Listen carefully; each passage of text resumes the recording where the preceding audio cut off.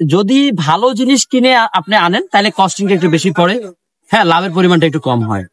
আসলে এখানে আপনারা কত করে প্রফিট করতেছেন, এত কেন উদ্যোগটা এখনো হচ্ছে? ভাইয়া এক একজনের ব্যবসার পলিসি এক এক রকম, এখন কে কেমন প্রফিট করতেছে সেটা তার আমি বলতে পারবো না, কথা বুঝছেন?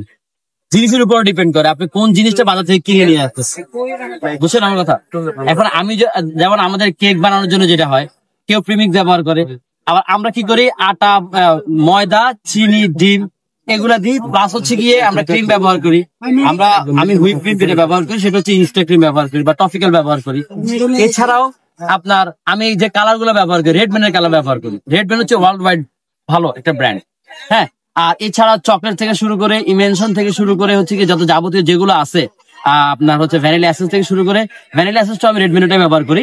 এছাড়া বাকি যে ম্যাটেরিয়ালস গুলো আছে এগুলো ব্যাকেলসের ব্যবহার করি। ব্যাকেলস কিন্তু মালয়েশিয়ান একটা ব্র্যান্ড, খুবই ভালো, ওয়ার্ল্ড ওয়াইড তারাও বিখ্যাত খুব ইয়া।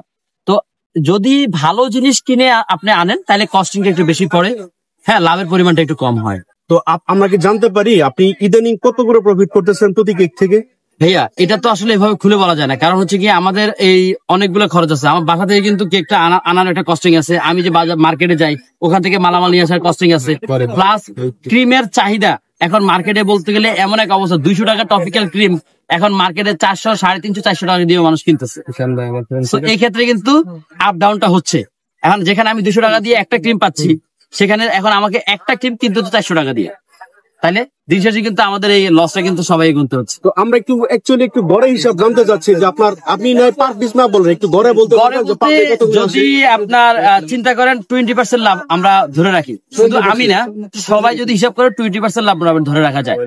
20% মানে প্রফিটটা আমরা হিসাব করি 20%, 100% এর মধ্যে 20%, 80% আমাদের খরচ, টোটাল আদার্স সবকিছু খরচ গিয়ে আমাদের 20% লাভ থাকে, এরকমটা হ্যাঁ আমরা এভাবে হিসাব করি। 20% বা 25% লাভ আমাদের মোটামুটি অলমোস্ট থেকে যায়। সালাম আলাইকুম, সবাই দোয়া করবেন।